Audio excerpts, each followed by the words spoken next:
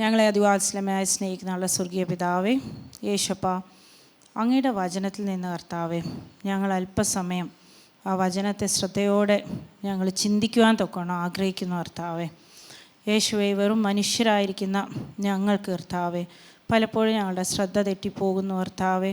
ഞങ്ങളുടെ ജീവിതത്തിൽ ഞങ്ങൾ തെറ്റിപ്പോകാറുണ്ട്. എങ്കിലും കർത്താവേ, അങ്ങയുടെ പരിശുദ്ധാത്മാവ് ഞങ്ങളുടെ ഹൃദയത്തിൽ സ്ഥിരമായിട്ട് വാസം ചെയ്യുന്നതിനാൽ കർത്താവേ, ഞങ്ങൾ ഇടത്തോട്ടോ വലത്തോട്ടോ മാറിപ്പോയാൽ ഞങ്ങളെ നേർവഴിയിൽ നടത്തുവാൻ ആ പരിശുദ്ധാത്മാവിന് സാധിക്കും എന്ന് ഞങ്ങൾ അറിയുന്നു കർത്താവേ.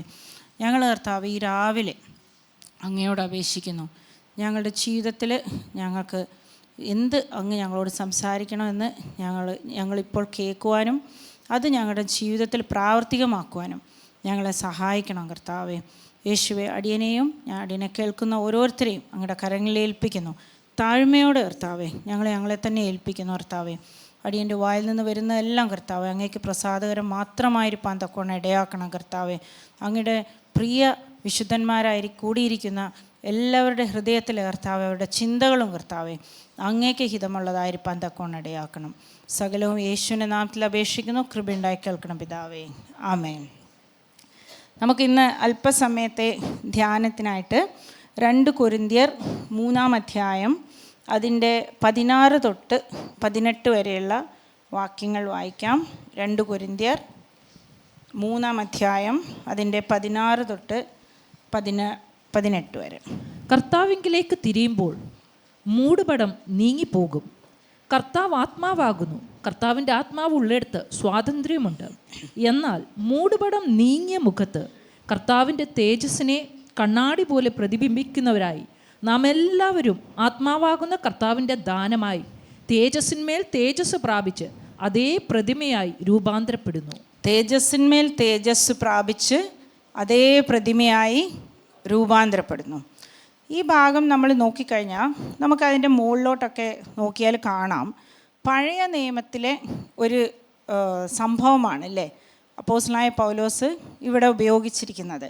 നമ്മളെ തേജസ്സിന്മേൽ തേജസ് പ്രാപിച്ച് രൂപാന്തരപ്പെടണം എന്ന് പറയാൻ തൊക്കണം പഴയ നിയമത്തിലൊരു സംഭവമാണ് ഉപയോഗിച്ചിരിക്കുന്നത്. നമ്മൾ പുറപ്പാട് പുസ്തകം അതിൻ്റെ 34-ാമത്തെ അധ്യായം, നമുക്ക് പുറപ്പാട് 34-ാം അധ്യായം അതിലെല്ലാം നമ്മൾ വായിക്കുന്നില്ല, കാരണം നമുക്ക് ഈ കഥ നമുക്ക് അറിയുന്നതാണല്ലേ. ആദ്യം ദൈവം 10 കൽപ്പന എഴുതി പലകയായി മോശയുടെ കയ്യിൽ കൊടുക്കുന്നു. പിന്നെ അപ്പോൾ എന്ത് സംഭവിച്ചു? ജനമെല്ലാം എന്ത് ചെയ്തു? എന്താ ചെയ്തത്? അവർ ആരാധന തുടങ്ങിയില്ലേ അവിടെ. ആരെ? ദൈവത്തെ അല്ല, കാളക്കുട്ടിയെ ആരാധിക്കാൻ തുടങ്ങി. അങ്ങനെ മോശ അത് പൊട്ടിച്ചു കളയുന്നു. വീണ്ടും മോശയോട് ദൈവം പറയുന്നു കടന്നു വരുവാനും 2 കൽപ്പലക ചെത്തി കൊണ്ടുവരാനും ഞാൻ അതിൽ എഴുതി തരുമെന്നും പറഞ്ഞ് ദൈവം വീണ്ടും എഴുതി കൊടുത്ത് ഈ 2 കൽപ്പലകയായിട്ട് മോശ താഴോട്ടേക്ക് ഇറങ്ങി വരികയാണ്. അതാണ് നമ്മൾ 34-ൻ്റെ അവസാന ഭാഗത്ത് കാണുന്നത്. അപ്പോൾ 34-ാം അധ്യായം അതിൻ്റെ 29 ഇങ്ങനെ പറയുന്നു, അവൻ തന്നോട് അരുളി ചെയ്തത് നിമിത്തം തൻ്റെ മുഖത്തിൻ്റെ ത്വക്ക് പ്രകാശിച്ചുവെന്ന് മോശ സാക്ഷ്യത്തിൻ്റെ പലക 2 കയ്യിൽ പിടിച്ചുകൊണ്ട് സീനായി പർവ്വതത്തിൽ നിന്ന് ഇറങ്ങുമ്പോൾ അറിഞ്ഞില്ല. അപ്പോൾ എന്തു പറ്റി? താഴെ എത്തിയപ്പം മോശയെ കണ്ട് ജനം അങ്ങ് പേടിച്ചു അല്ലേ. അവിടെ എന്താ പറയുന്നത്? മോശയുടെ ത്വക്ക്, മോശയുടെ തൻ്റെ മുഖത്തിൻ്റെ ത്വക്ക് പ്രകാശിച്ചു എന്ന് കണ്ടു. അപ്പോൾ മോശ എന്ത് ചെയ്തു? മോശ ഒരു മൂടുപടം, അല്ലെങ്കിൽ ഇംഗ്ലീഷിൽ നമ്മൾ വെയിൽ എന്ന് പറയും അല്ലേ, മൂടുപടം ഇട്ട് ജനത്തിനോട് സംസാരിക്കുമ്പോൾ മൂടുപടം ഇടും. വീണ്ടും സമാഗമന കൂടാരത്തിനകത്ത് കയറി ദൈവത്തോട് സംസാരിക്കുമ്പോൾ എന്ത് ചെയ്യും? മൂടുപടം നീക്കും, വീണ്ടും പുറത്ത് വരുമ്പോൾ ഇടും. ആ ഒരു കാര്യം ഉപയോഗിച്ചാണ് ഇവിടെ ഈ 2 കൊരിന്ത്യറിൽ എഴുതിയിരിക്കുന്നത്. അപ്പോൾ 2 കൊരിന്ത്യർ ഒന്നുകൂടെ നമുക്ക് അവിടെ പോവാം. 2 കൊരിന്ത്യർ നമ്മുടെ കയ്യിൽ വേദപുസ്തകം ഉള്ളവരെല്ലാവരും അത് തുറന്നു വെക്കണം എന്ന് അപേക്ഷിക്കുന്നു.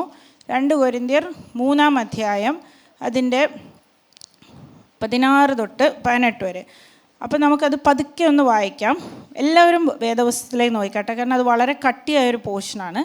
കർത്താവിലേക്ക് തിരിയുമ്പോൾ മൂടുപടം നീങ്ങിപ്പോകും. അപ്പോൾ ഒരാൾ കർത്താവിലേക്ക് തിരിയുമ്പോൾ എന്തു പറ്റും? പിന്നെ പഴയ നിയമത്തിൻ്റെ ആളല്ല, ആ മൂടുപടം നീങ്ങിപ്പോകും. അതിൻ്റെ മുകളിൽ നമ്മൾ പറയുന്നുണ്ടല്ലോ, മോശ പഴയ നിയമം ഇപ്പോൾ വായിക്കുമ്പോഴും എന്താ ഉള്ളത്, മൂടുപടം ഇട്ട പോലെയാണ് ഇരിക്കുന്നതെന്ന് പറയുന്നുണ്ട്. അതിൻ്റെ കാരണം എന്താ? അതിൻ്റെ താഴെ നമ്മൾ കാണുന്നു, കർത്താവ് ആത്മാവാകുന്നു, കർത്താവിൻ്റെ ആത്മാവ് ഉള്ളിടത്ത് സ്വാതന്ത്ര്യമുണ്ട്. അല്ലേ? കർത്താവിൻ്റെ ആത്മാവുള്ളിടത്ത് എന്തുണ്ട്? സ്വാതന്ത്ര്യമുണ്ട്.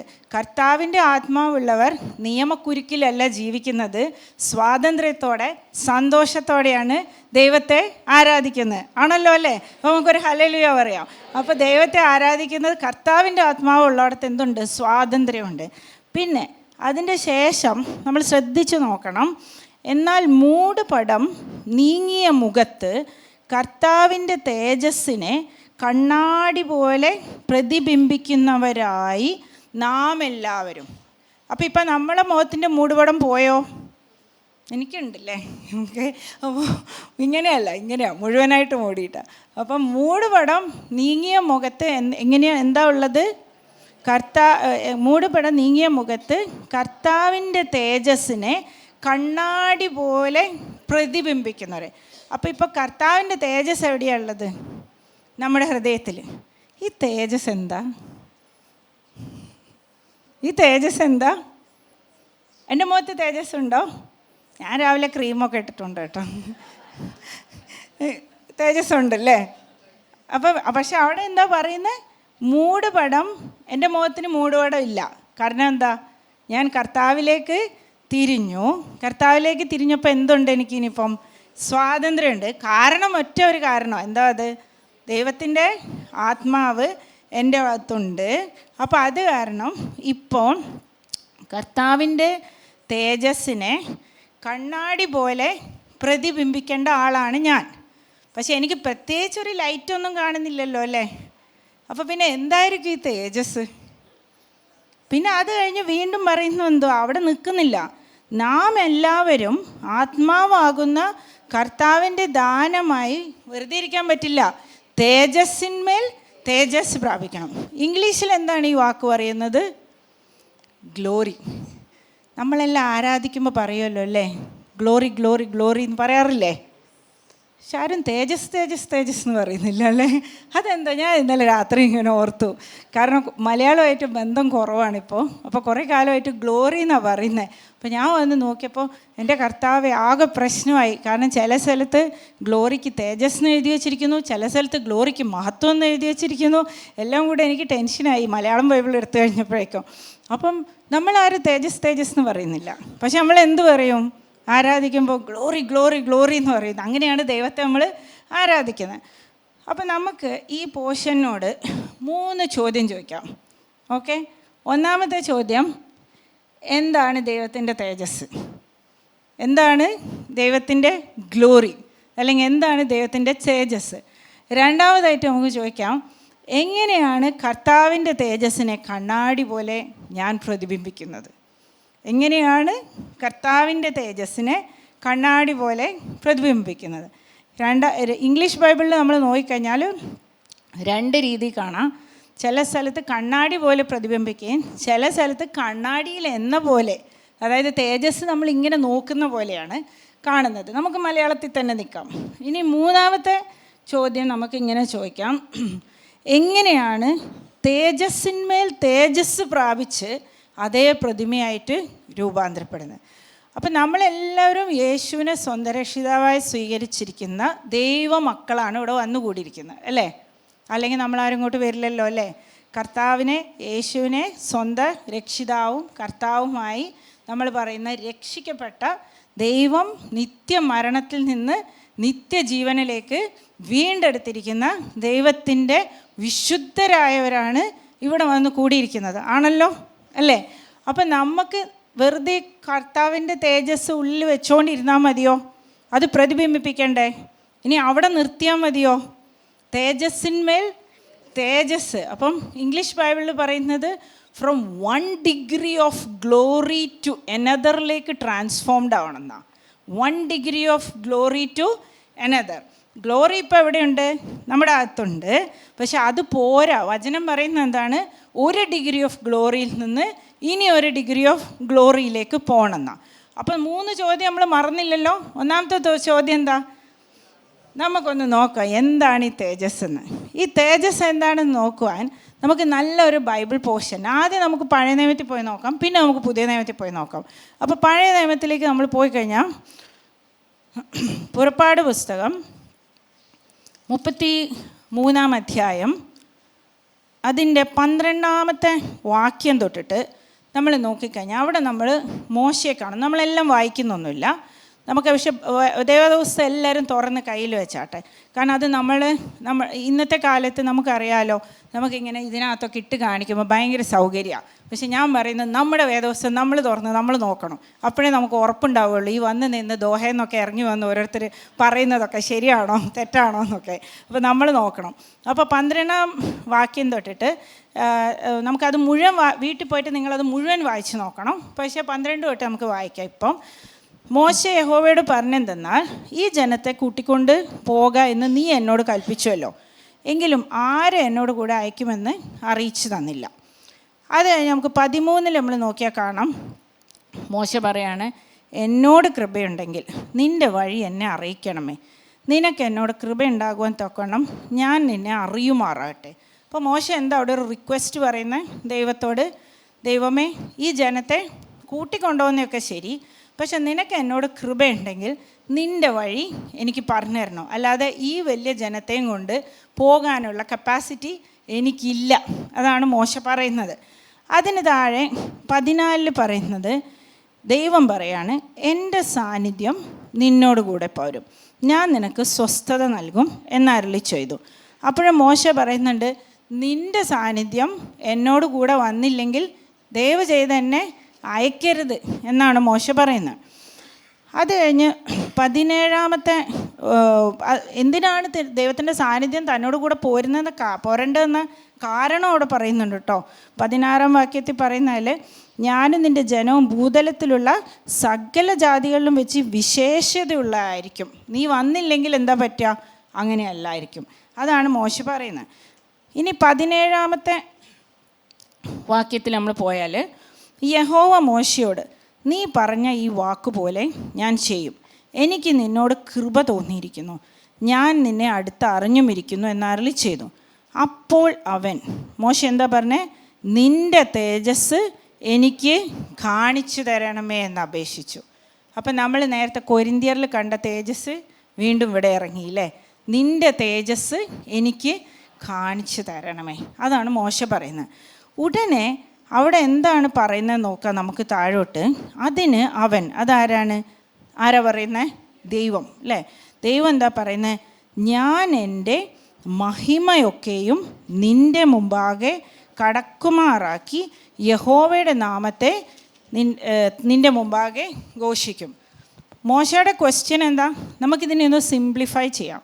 മോശയുടെ ചോദ്യം എന്താണ്, ദൈവമേ നീ എനിക്കൊന്ന് തേജസ് കാണിച്ചു തരണം. ഉത്തരം എന്താ ദൈവം പറയുന്നത്, ഞാൻ തേജസ് കാണിച്ചു തരുന്നാണോ പറഞ്ഞത്? അല്ല. എന്താ പറഞ്ഞത്, എൻ്റെ മഹിമയൊക്കെ നിൻ്റെ മുമ്പാകെ പോകും. ഇംഗ്ലീഷിൽ നമ്മൾ നോക്കിക്കഴിഞ്ഞാൽ മഹിമേൻ്റെ ഇംഗ്ലീഷ് എന്താ, ഗുഡ്നെസ്.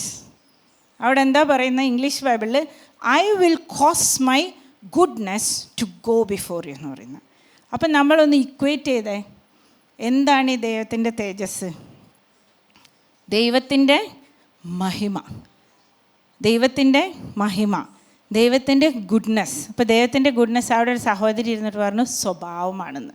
ശരിയാണോ? ഞാൻ പറഞ്ഞില്ല, അവിടെ ഒരാൾ പറഞ്ഞു തന്നെ എനിക്ക്. ദൈവത്തിൻ്റെ സ്വഭാവം എല്ലാം എന്താണ്, ഗുഡാണ് അല്ലേ. ദൈവത്തിൻ്റെ സ്വഭാവ വിശേഷങ്ങൾ എന്താണ്, ഗുഡാണ്, മഹിമയുള്ളതാണ്. ആ മഹിമയാണ് പോകുമെന്ന് പറഞ്ഞത്.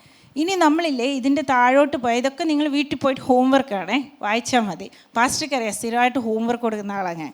അപ്പോൾ 34 അധ്യായത്തിൽ താഴോട്ട് പോയി നോക്കിക്കഴിഞ്ഞാൽ നമുക്ക് കാണാം,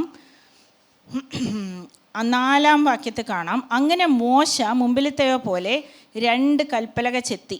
അപ്പം ഇത് 33 നടക്കുമ്പം എനിക്ക് തേജസ് കാണണമെന്ന് പറഞ്ഞപ്പം മഹിമയൊക്കെയും പോകും, നിൻ്റെ മുമ്പാകെ കടന്നു പോകുമെന്ന് പറഞ്ഞിട്ടേ ഉള്ളൂ കേട്ടോ. അവിടെ സംഭവിച്ചിട്ടില്ല, നടക്കുമെന്നേ പറഞ്ഞിട്ടുള്ളൂ. പക്ഷെ 34 നമുക്ക് കാണാം, മോശ കൽപ്പലകയൊക്കെ ചെത്തി കയ്യിലെടുത്തുകൊണ്ട് പോയി യഹോവ മേഘത്തിലിറങ്ങി അവൻ്റെ അടുക്കൽ നിന്ന് യഹോവയുടെ നാമത്തെ ഘോഷിച്ചു. അപ്പോൾ അതിൻ്റെ മുകളിൽ എന്താ, നമ്മളിപ്പോൾ 33 എന്താ വായിച്ചത്? 33 എന്താ ദൈവം പറഞ്ഞത്? അവിടെ 2 കാര്യമാണ് പറഞ്ഞത്. എൻ്റെ മഹിമയൊക്കെയും നിൻ്റെ മുമ്പാകെ കടന്നു പോകും. പിന്നെ അതിൻ്റെ തൊട്ട് താഴെ എന്താ കാണുന്നത്? യഹോവയുടെ നാമത്തെ നിൻ്റെ മുമ്പാകെ ഘോഷിക്കും. അപ്പം ദൈവം ഇപ്പം 34 നമ്മൾ ചെന്നപ്പം ദൈവം ഇറങ്ങി വന്നു. പിന്നെ എന്താ? മഹിമ വന്നു. പിന്നെ എന്ത് സംഭവിച്ചു? ദൈവം മോശയുടെ മുമ്പാകെ തന്നെ ഘോഷിച്ചു. എന്താണ് ഘോഷിച്ചത്? യഹോവ അവൻ്റെ മുമ്പാകെ കടന്ന് ഘോഷിച്ചെന്തെന്നാൽ, യഹോവയായ ദൈവം കരുണയും കൃപയുമുള്ളവൻ, ദീർഘക്ഷമയും മഹാദയും വിശ്വസ്തതയുമുള്ളവൻ, 1000 ദയപാലിക്കുന്നവൻ, അകൃത്യവും അതിക്രമവും പാപവും ക്ഷമിക്കുന്നവൻ, കുറ്റമുള്ളവനെ വെറുതെ വിടാതെ പിതാക്കന്മാരുടെ അകൃത്യം മക്കളുടെ മേലും മക്കളുടെ മക്കളുടെ മേലും 3ാമത്തെയും 4ാമത്തെയും തലമുറയോളം സന്ദർശിക്കുന്നവൻ. അപ്പോൾ എന്താണ് ദൈവം അവിടെ ശരിക്കും ഘോഷിച്ചത്? താൻ ആരാണെന്നാണ് ഘോഷിച്ച്, അല്ലേ? തൻ്റെ സ്വഭാവ വിശേഷങ്ങൾ എന്താണെന്നാണ് ഘോഷിച്ചത്. കറക്റ്റല്ലേ പറഞ്ഞ്? ഇപ്പോൾ നമ്മൾ ചോദ്യം മറന്നു വരുത്. എന്താണ് തേജസ് എന്നാണ് നമ്മൾ നോക്കാൻ ശ്രമിക്കുന്നത്. അത് കഴിഞ്ഞപ്പോൾ നമ്മൾ എന്താ കണ്ടത്? മോശ ദൈവത്തോട് പറഞ്ഞു, എനിക്ക് നിൻ്റെ തേജസ് കാണണം എന്ന് പറഞ്ഞു. ഉത്തരമായിട്ട് ദൈവം എന്താ പറഞ്ഞത്? എൻ്റെ മഹിമയൊക്കെയും നിൻ്റെ മുമ്പാകെ പോകും, എൻ്റെ നാമത്തെ ഞാൻ ഘോഷിക്കും. ഇത്രയും നമുക്ക് അവിടെ നിർത്തിയിട്ട് വീണ്ടും നമുക്ക് നോക്കാം. വേറെയും പല സ്ഥലങ്ങളുണ്ട് പഴയ നിയമത്തിൽ. പുറപ്പാട് പുസ്തകം അതിൻ്റെ 16-ാം അധ്യായം അതിൻ്റെ 7 തൊട്ട് 10 വരെ ആർക്കെങ്കിലും ഒന്ന് വായിക്കാമോ? പുറപ്പാട് പുസ്തകം 16.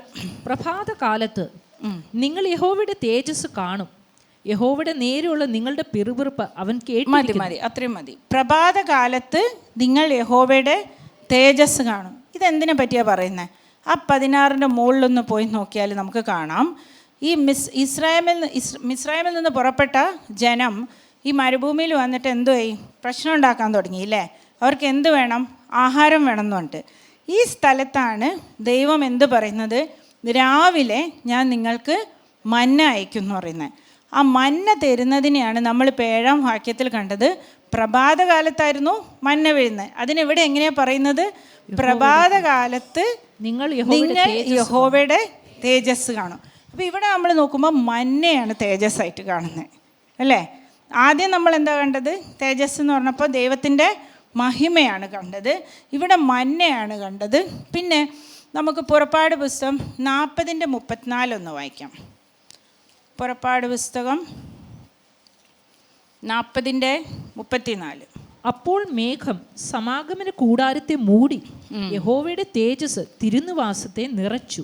കണ്ടോ? അപ്പോൾ മേഘം സമാഗമന കൂടാരത്തെ മൂടി. നമ്മൾ അവിടെ പോയി നിൽക്കുന്ന പോലെ ചിന്തിക്കണം കേട്ടോ. സമാഗമന കൂടാരമുണ്ട്, മേഘം വന്നങ്ങ് മൂടി, യഹോവയുടെ തേജസ് തിരുനാമത്തെ നിറച്ചു. പിന്നെ എന്തു പറ്റി? മോശയ്ക്ക് അകത്ത് കിടപ്പാൻ കഴിഞ്ഞില്ല. എൻ്റെ താഴോട്ട് നമ്മൾ വായിക്കുന്നില്ല. മോശയ്ക്ക് അകത്ത് കിടപ്പാൻ കഴിഞ്ഞില്ല. അപ്പോൾ അവിടെയും നമ്മൾ എന്ത് കണ്ടു? ദൈവത്തിൻ്റെ തേജസ് കണ്ടു. അപ്പം നമ്മൾ ഇപ്പം നമ്മൾ കണ്ടു മന്ന വന്നപ്പോൾ പറഞ്ഞു തേജസ് എന്ന് പറഞ്ഞു. ഇപ്പം സമാഗമന കൂടാരത്തിൽ തേജസ് കണ്ടു. പിന്നെ നമ്മൾ വളരെ ക്ലിയർ ആയിട്ട് ദൈവമേ നിൻ്റെ തേജസ് കാണണമെന്ന് മോശ പറഞ്ഞപ്പോൾ എന്ത് പറഞ്ഞു? ദൈവത്തിൻ്റെ മഹിമ പോയെന്ന് പറഞ്ഞു. അപ്പോൾ ഇപ്പം തേജസ് ഇപ്പം എന്താ? ഇതൊരു വെളിച്ചമാണോ? അല്ല.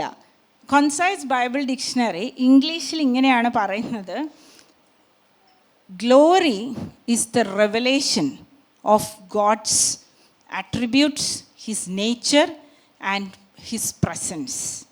അപ്പോൾ ഞാനതിനെ മലയാളത്തിൽ ട്രാൻസ്ലേറ്റ് ചെയ്തു. എന്നോട് ക്ഷമിക്കണം, എനിക്കിതിൻ്റെ ഉത്തരവാദിത്തമില്ല, AI ചെയ്തു തന്നതാണ്. ദൈവത്തിൻ്റെ അസ്തിത്വം, സ്വഭാവം, സ്വഭാവ ഗുണവിശേഷങ്ങൾ, സാന്നിധ്യം എന്നിവയുടെ വെളിപ്പെടുത്തൽ. നമുക്ക് പതുക്കെ ഡൈജസ്റ്റ് ചെയ്യാം. എന്താണ്? ഇംഗ്ലീഷിൽ കുറച്ചുകൂടെ എളുപ്പമായിരുന്നു അല്ലേ? ദൈവത്തിൻ്റെ അസ്തിത്വം, ഹിസ് ബീയിങ്, സ്വഭാവം, എന്താണത്? ക്യാരക്ടർ. സ്വഭാവ ഗുണവിശേഷങ്ങൾ, അതെന്താണ്? അട്രിബ്യൂട്ട്സ്. സാന്നിധ്യം, പ്രസൻസ് എന്നിവയുടെ വെളിപ്പെടുത്തൽ. അപ്പോൾ ഇപ്പം നിങ്ങൾ നോക്കിക്കേ, മോശ അവിടെ പറഞ്ഞില്ലേ മഹിമ എന്ന് പറഞ്ഞല്ലോ, പിന്നെ മന്ന എന്ന് പറഞ്ഞപ്പോൾ എന്താ? അപ്പോൾ ദൈവത്തിനെ ഒരു അദൃശ്യനായ ദൈവത്തിൻ്റെ അദൃശ്യമായ സ്വഭാവ ഗുണങ്ങൾ നമുക്കൊരു വിസിബിളായിട്ട് കാണുന്ന സമയത്താണ് ദൈവവചനം അതിനെ എന്തെന്ന് വിളിക്കുന്നത്? തേജസ് എന്ന് വിളിക്കുന്നത്. അത് എളുപ്പമല്ലേ? രണ്ടാമത് പറഞ്ഞത് അദൃശ്യനായ ദൈവത്തിൻ്റെ അദൃശ്യമായ സ്വഭാവ ഗുണവിശേഷങ്ങൾ. എന്തൊക്കെയാണ് ദൈവത്തിൻ്റെ സ്വഭാവ ഗുണവിശേഷങ്ങൾ? ദൈവം സ്നേഹമുള്ളവനാണ്, ദൈവം ന്യായമുള്ളവനാണ്, ദൈവം ഒംനീഷ്യൻ സകലത്തെയും കാണുന്നവനാണ്, ഒംനിപൊട്ടൻ സർവശക്തനാണ്, സർവവ്യാപിയാണ്, അല്ലേ? പിന്നെ ദൈവത്തിന് കരുണയുള്ളവനാണ്, ഓൾ ഗുഡ്. ദൈവത്തിൻ്റെ എല്ലാ സ്വഭാവവിശേഷങ്ങളും എന്താണ്? എല്ലാം ഗുഡാണ്. അതാണ് ഇംഗ്ലീഷ് ബൈബിളിൽ പറഞ്ഞത്, I will cause all my goodness to pass before you എന്ന് പറയുന്നത്. അപ്പോൾ എന്താണ് ദൈവത്തിൻ്റെ തേജസ്? എന്താണ് നമ്മൾ ഈ ഗ്ലോറി എന്ന് പറയുന്നത്? ദൈവത്തിൻ്റെ ക്യാരക്ടർ, ദൈവത്തിൻ്റെ സ്വഭാവ വിശേഷങ്ങൾ അത് കാണുന്ന സമയത്താണ് ദൈവവചനത്തിൽ നമ്മൾ പഴയ നിയമത്തിൽ നമ്മൾ നോക്കിക്കഴിഞ്ഞാൽ തേജസ് എന്ന് വിളിക്കുന്നത്. ഇനിയിപ്പോൾ നമുക്ക് പുതിയ നിയമത്തിൽ പോയി നോക്കാം. പുതിയ നിയമത്തിൽ നമ്മൾ നോക്കിക്കഴിഞ്ഞാൽ നമുക്ക് 2 കൊരിന്ത്യർ നമ്മളിപ്പോൾ വായിച്ച അതേ ബുക്കിൽ 4:6 വായിക്കാം.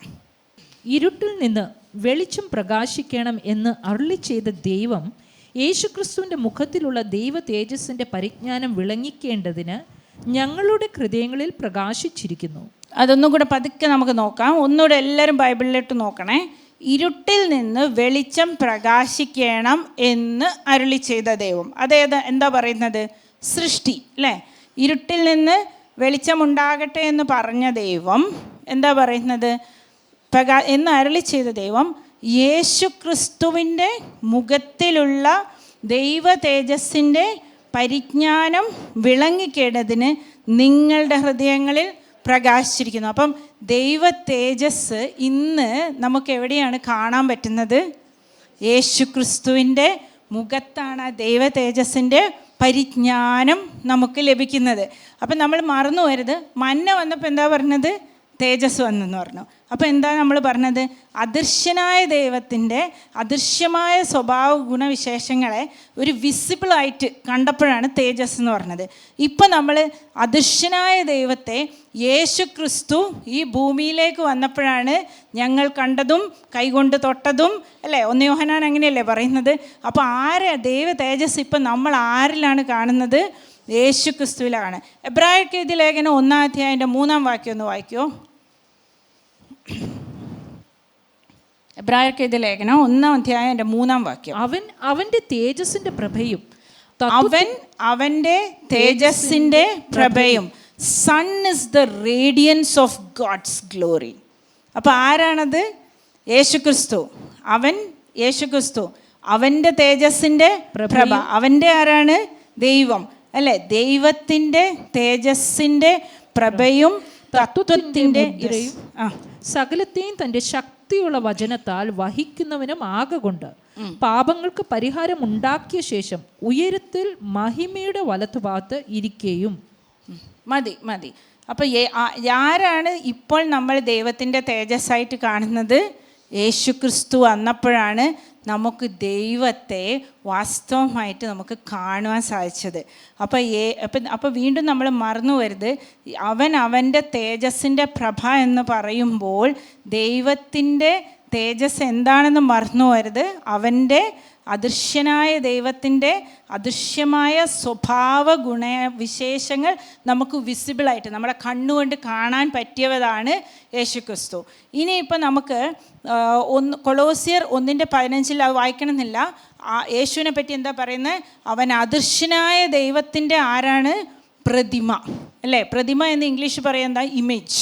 അപ്പോൾ അദൃശ്യനായ ദൈവത്തിൻ്റെ പ്രതിമയാണ് യേശുക്രിസ്തു. യോഹന്നാൻ്റെ സുവിശേഷം 1:14 ഒന്ന് വായിക്കാമോ? 1:14. യോഹന്നാൻ്റെ സുവിശേഷം 1:14. വചനം ജഡമായി തീർന്നു, കൃപയും സത്യവും നിറഞ്ഞവനായി നമ്മുടെ ഇടയിൽ പാർത്തു. ഞങ്ങൾ അവന്റെ തേജസ് പിതാവിൽ നിന്ന് ഏകജാതനായവന്റെ തേജസ്സായി കണ്ടു. ഈ തേജസ് കണ്ടോ? എല്ലാ സ്ഥലത്തും പോകുന്നുണ്ടോ?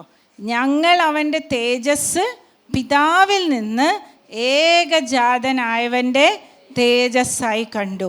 അപ്പോൾ ഇപ്പം യേശുവിൽ വിശ്വസിച്ച നമ്മുടെ ഉള്ളിൽ ആരാ ഉള്ളത്? ആരാ ഉള്ളത്? യേശു ക്രിസ്തുവാണ് അല്ലേ? വചനം നമ്മളിപ്പോൾ 2 കൊരിന്ത്യർ നമ്മൾ നേരത്തെ വായിച്ചതിലേക്ക് ഒന്ന് തിരിഞ്ഞു നോക്കിയേ.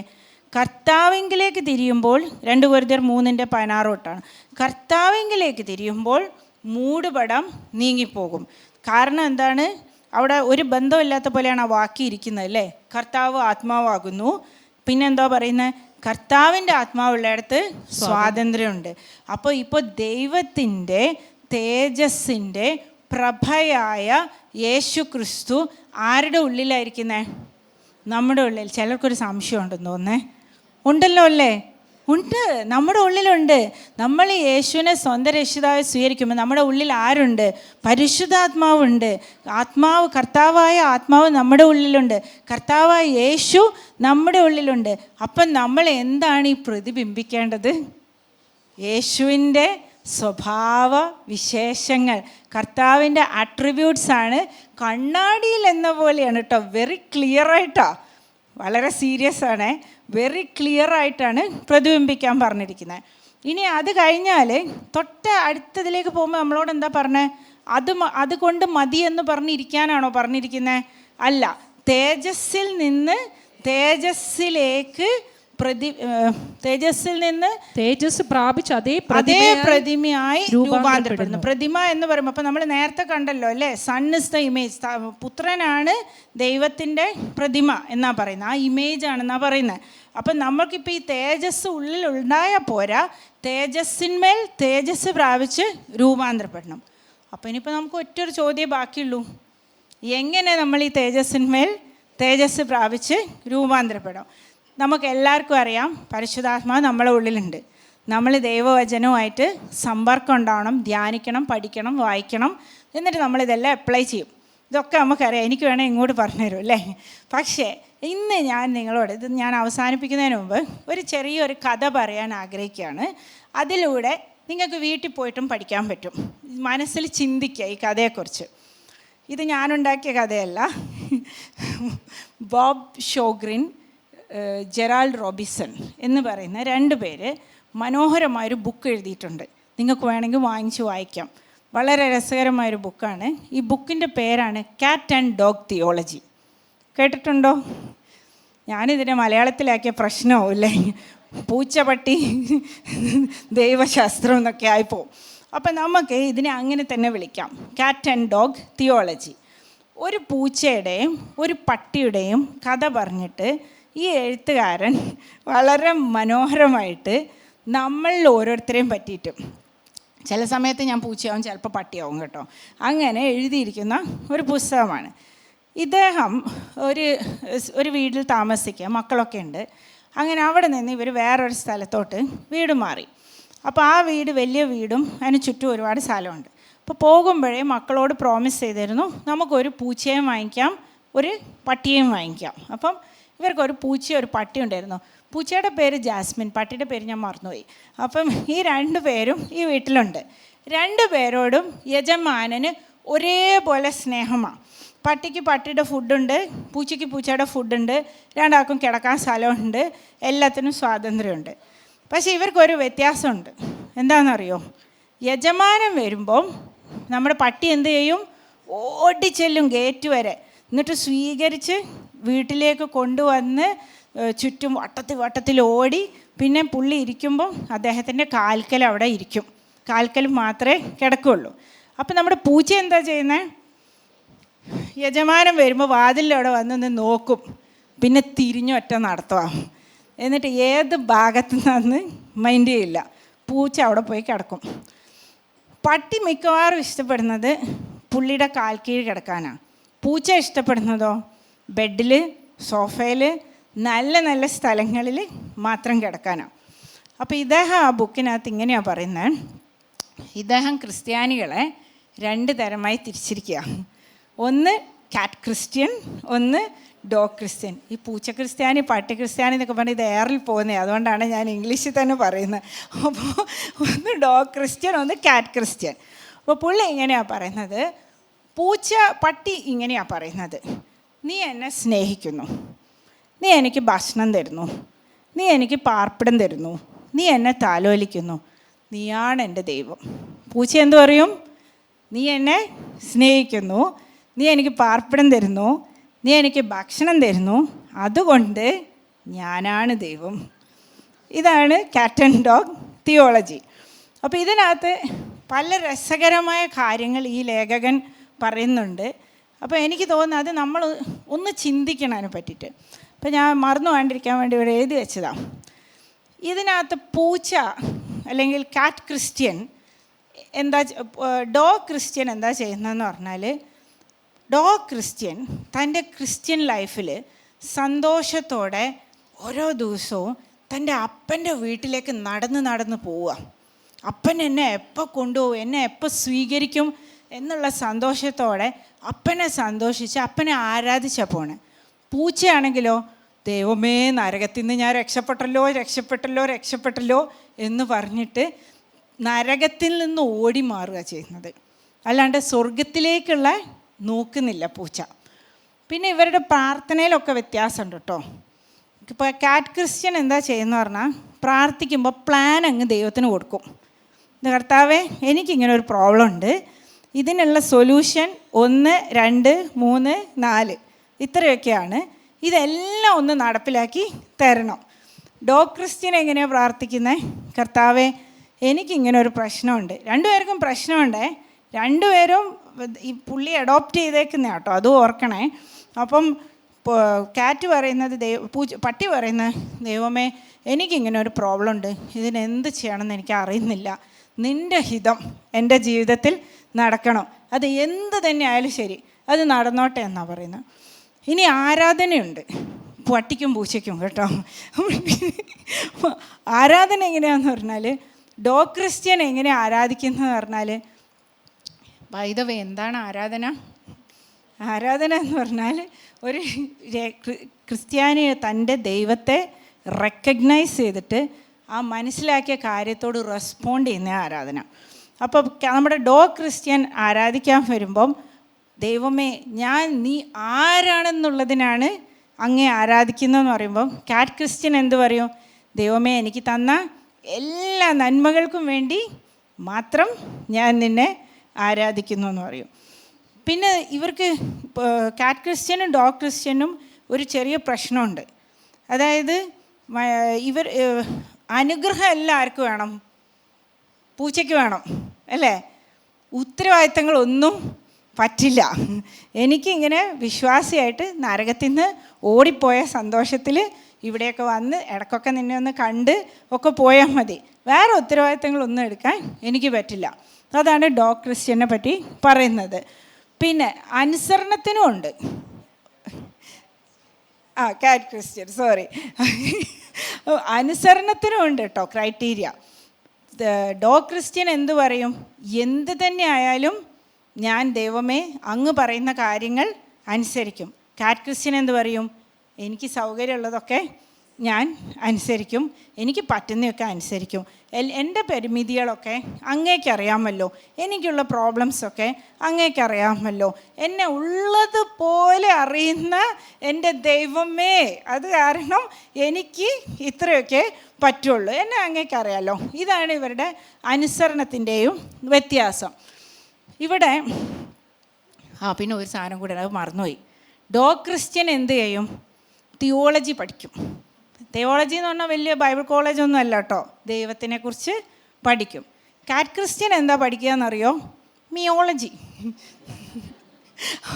ഇതൊന്നും ഞാൻ എഴുതിയല്ലോ കേട്ടോ, പക്ഷേ ഇതാണ് ഇദ്ദേഹം പറയുന്നത്. ഇത് ഇപ്പം നമ്മുടെ തമാശയൊക്കെ നിർത്തിയാൽ ഇതിനകത്ത് നമ്മൾ മനസ്സിലാക്കേണ്ട ഒരു കാര്യം, ഇത് സാത്താൻ്റെ തന്ത്രമാണ്. കാരണം നമ്മൾ ദൈവമക്കളായി കഴിഞ്ഞാൽ പിന്നെ നമ്മളെ ദൈവത്തിൻ്റെ അടുത്ത് നിന്ന് അടിച്ചുകൊണ്ട് പോകാൻ പിശാചിന് പറ്റില്ല. പക്ഷെ ഒരു കാര്യം ചെയ്യാൻ പറ്റും. അതായത് തിയോളജി, നമ്മളുടെ ദൈവശാസ്ത്രത്തിൽ ചെറിയൊരു ഷിഫ്റ്റ് കൊടുക്കാൻ പറ്റും. അതെന്താ ഷിഫ്റ്റ്? ദൈവത്തെ സെൻറ്ററാക്കാണ്ട് നമ്മളെ അങ്ങ് സെൻറ്ററാക്കും. ദൈവത്തെ കേന്ദ്രമാക്കാതെ നമ്മൾ കേന്ദ്രമാവും. അപ്പം നമ്മളെന്താ പറയുക? കാറ്റ് ക്രിസ്ത്യൻ പറയുന്നത് എന്താണെന്ന് പറഞ്ഞാൽ, ദൈവം വലിയവനാണ്. നോക്കണേ, എത്ര എന്താ പറയുക, ഇംഗ്ലീഷ് നമ്മൾ പറയില്ലേ, സട്ടിലാണെന്ന് പറയില്ലേ. ദൈവം വലിയവനാണ്, പക്ഷെ ദൈവം എനിക്ക് വേണ്ടി ജീവിക്കുക. ദൈവം ജീവിക്കുന്നില്ല കേട്ടോ, കാറ്റഗറിസ്റ്റ് ആയതുകൊണ്ട് ഞാൻ അങ്ങനെ പറഞ്ഞതാണ്. ദൈവം വലിയവനാണ്, ദൈവം എനിക്ക് വേണ്ടി ജീവിക്കുക. ഡോഗ് എന്താ പറയുന്നത്? ദൈവം വലിയവനാണ്, ഞാൻ ദൈവത്തിന് വേണ്ടി ജീവിക്കുക. എൻ്റെ പ്രിയമുള്ളവരെ, ഞാനിതിപ്പോൾ കഥ പറഞ്ഞതിൻ്റെ കാര്യം എന്താ പറഞ്ഞാൽ, ഈ ഡോഗ് ക്രിസ്ത്യനെ പോലെ ജീവിക്കുന്നവനാണ് ഈ തേജസ്സിന്മേൽ തേജസ് പ്രാപിച്ച് രൂപാന്തരപ്പെടുന്നത്. ഇത്രയും കാര്യം കേട്ടല്ലോ. ഇനി നിങ്ങൾ വീട്ടിൽ പോയി ചിന്തിച്ചാൽ മതി, എങ്ങനെയാണ് ഈ ഡോഗ് ക്രിസ്ത്യൻ തേജസ്സിന്മേൽ തേജസ് പ്രാപിച്ച് രൂപാന്തരപ്പെടുന്നത്. നിർത്തുന്നതിന് മുമ്പ് ലാസ്റ്റ് ഒരു കാര്യം കൂടെ പറയാം. എനിക്കൊരു പൂച്ചയുണ്ട്. എൻ്റെ വീട്ടിൽ 8 വർഷമായിട്ടൊരു പൂച്ചയുണ്ട്. പൂച്ചയുടെ പേര് ഷൂപ്പി എന്നാണ്. എൻ്റെ പെൺപിള്ളേർ പേരിട്ടതാണ് ഷൂപ്പി. ഈ പൂച്ചയെ ഞാൻ വാങ്ങിച്ചൊന്നുമല്ല, ഞങ്ങളങ്ങനെ മൃഗസ്നേഹികളുമല്ല. ഒരു ദിവസം ഖത്തറിലുള്ള എൻ്റെ വീട്ടിൽ ഈ പൂച്ച കയറി വന്നതാണ്. ഭയങ്കര സുന്ദരനായ പൂച്ചയാണ്. അപ്പോൾ ഇതിനെ കണ്ടപ്പോൾ അങ്ങനെ കളയണ്ടെന്ന് തോന്നി, ഇതങ്ങനെ പുറത്തിരുന്നോട്ടെ എന്ന് ഓർത്തു. അപ്പോൾ ഈ പൂച്ചയ്ക്കുണ്ടല്ലോ എങ്ങനെയെങ്കിലും വീട്ടിനകത്ത് കയറണം. അപ്പോൾ ഈ പൂച്ച എന്ത് ചെയ്യുമെന്ന് പറഞ്ഞാൽ, ഞാനങ്ങ് പുറത്തിറങ്ങുമ്പോഴേക്ക് ഓട്ടി വന്ന് ഭയങ്കര സ്നേഹമാണ്. പിന്നെ ഞാൻ കടയിൽ പോയിട്ട് സാധനം വാങ്ങി വരുമ്പോൾ എൻ്റെ കാറ് വരുന്നത് നോക്കിയിട്ട് അവിടെ വെയിറ്റ് ചെയ്യും. അപ്പോൾ ഈ പൂച്ചയോട് എനിക്ക് ഭയങ്കര സ്നേഹമായിട്ടോ. അങ്ങനെ ഈ പൂച്ചയെ ഞാൻ വീട്ടിൽ കയറ്റി കഴിഞ്ഞപ്പോൾ എന്താ അറിയോ, ഞാൻ കടയിൽ നിന്ന് വരുന്നു, സാധനം ഇറക്കിക്കൊണ്ടിരുന്നു, വാതിൽ തുറക്കുന്നു, പൂച്ച സോഫയിൽ കിടന്നുറങ്ങുന്നു. അപ്പോൾ പൂച്ച പട്ടിയുടെ സ്വഭാവം കാണിച്ച പൂച്ചയ്ക്ക് പൂച്ചയുടെ തനി സ്വഭാവം വരും എപ്പം? അനുഗ്രഹം വരുമ്പോൾ. അപ്പോൾ ഇതും മനസ്സിൽ വെക്കുക. ഓക്കെ, അപ്പം നമ്മുടെ കണ്ടൻറ്റ് ഇത്രയേ ഉള്ളൂ. തേജസ്സിന്മേൽ തേജസ് പ്രാപിക്കണം. നമ്മുടെ ഉള്ളിൽ എന്തുണ്ട്? ദൈവത്തിൻ്റെ തേജസ്സുണ്ട്. തേജസ് എന്ന് പറഞ്ഞാൽ ലൈറ്റോ പ്രശ്നമോ ഒന്നുമല്ല. എന്താണത്? ദൈവത്തിൻ്റെ സ്വഭാവ ഗുണവിശേഷങ്ങൾ നമ്മളുള്ളിൽ തന്നെ. നമ്മളോട് ദൈവാത്മാവ് എന്താണ് പറയുന്നത്? ദൈവാത്മാവിലുള്ള നമുക്ക് എന്തുണ്ട്? സ്വാതന്ത്ര്യമുണ്ട്. യാതൊരു നിയമത്തിലുമല്ല. നമുക്ക് സ്വതന്ത്രമായിട്ട് ദൈവത്തെ സേവിക്കുവാനും ആരാധിക്കുവാനുള്ള എല്ലാം ദൈവം തന്നെ നമുക്ക് ചെയ്തു തന്നിട്ടുണ്ട്. നമ്മൾ തീരുമാനം എടുത്താൽ മതി. ഇനി നമ്മൾ എന്താ ചെയ്യേണ്ടത്? പൂച്ചയാവാതെ പട്ടിയായിട്ട് തേജസ്സിന്മേൽ തേജസ്സിലേക്ക് അവൻ്റെ പ്രതിമയായിട്ട് രൂപാന്തരപ്പെടണം. ദൈവം നിങ്ങളെല്ലാവരെയും അനുഗ്രഹിക്കട്ടെ. ഇന്നത്തെ ഈ സന്ദേശം നിങ്ങൾക്ക് അനുഗ്രഹമായി തീർന്നു എന്ന് ഞങ്ങൾ ആത്മാർത്ഥമായി വിശ്വസിക്കുന്നു. ഇതുപോലെയുള്ള അനുഗ്രഹിക്കപ്പെട്ട സന്ദേശങ്ങൾ തുടർന്നും കേൾക്കുവാൻ ദയവായി ഞങ്ങളുടെ ഈ ചാനൽ നിങ്ങൾ സബ്സ്ക്രൈബ് ചെയ്യുക. അതിലൂടെ നമ്മുടെ രക്ഷിതാവും കർത്താവും വീണ്ടെടുപ്പുകാരനുമായ യേശു കർത്താവുമായിട്ടുള്ള ദൃഢമായ ബന്ധത്തിൽ വളരുവാൻ അത് കാരണമായി തീരട്ടെ എന്ന് ഞങ്ങൾ പ്രാർത്ഥിക്കുന്നു. മറക്കാതെ ഇപ്പോൾ തന്നെ സബ്സ്ക്രൈബ് ചെയ്യൂ. ദൈവം നിങ്ങളെ അനുഗ്രഹിക്കുമാറാകട്ടെ.